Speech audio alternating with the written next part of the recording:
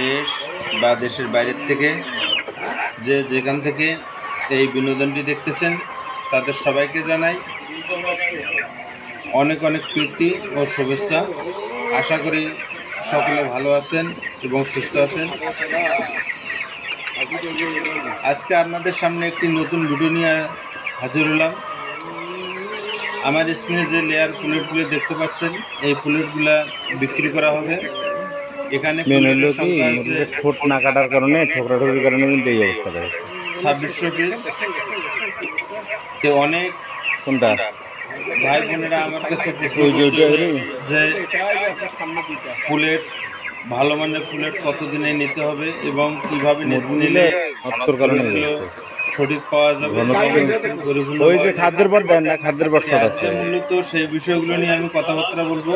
যে ভাই বোনেরা আমার প্লেট সংগ্রহ করেন দাদা এখন যা আছে সামনে আছে জন্য বিশেষ গুরুত্বপূর্ণ এই ভিডিওটি, যা আছে সামনে তার কি, তাই আপনারা ভিডিওটি স্কিপ না করে পুরো ভিডিওটা দেখবেন এবং আমার নিত্য নতুন ভিডিও পাওয়ার জন্য চ্যানেলটাকে অবশ্যই সাবস্ক্রাইব করে রাখবেন, যাতে সবার আগে ভিডিও আপনাদের কাছে পৌঁছে যায়।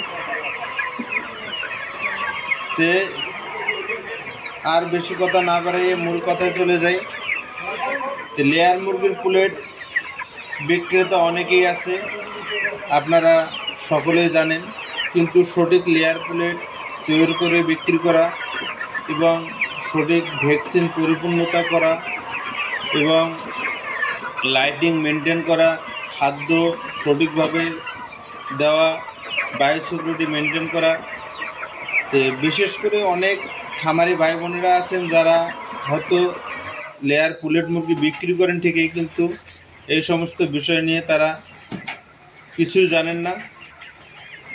তে সেখান থেকে আপনারা প্লেট সংগ্রহ করলে আসলেই মানসম্মত প্লেট পাবেন না এবং সেই প্লেট দিয়ে আপনার ব্যবসা ভালো চলবে না। তাই আমি বলতেছি আপনারা ভালো মানের প্লেট নিন এবং ভালোভাবে খামার পরিচালনা করুন এবং খামারের সঠিক গাইডলাইন মেনে আপনারা খামার পরিচালনা করুন। তো আমার থেকে খামার প্লেট মুরগি সংগ্রহ করলে আপনারা ফুল টাইম সাপোর্ট পাবেন এবং কোন সময় কি করতে হবে এই সমস্ত বিষয়গুলো নিয়ে দেখা যাচ্ছে যে আমি আপনাদের সাথে সবসময় কথাবার্তা বলি এবং যারা আমার থেকে প্লেট মুরগি সংগ্রহ করছেন আমি তাদের সাথে সবসময় যোগাযোগ রাখার চেষ্টা করি। কারণ অনেক খামারি ভাই বোনেরা আছেন, দেখা গেছে খামার নতুন করে করছেন, অনেকে নতুন উদ্যোক্তা আছেন যারা লেয়ার মুরগির অনেক কিছুই জানেন না।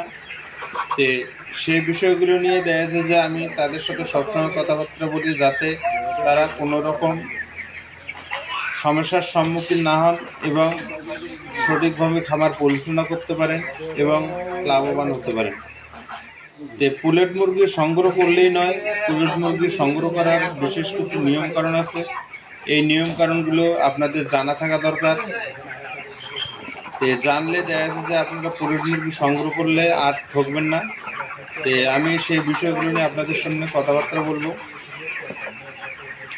তো প্লেট মুরগি নেওয়ার আগে আপনারা অবশ্যই খামারে যাবেন এবং সঠিকভাবে সে খামার পরিদর্শন করবেন এবং মুরগিগুলোর কী অবস্থায় আছে নাই এগুলো নিজের সামনে থেকে দেখশন করবেন।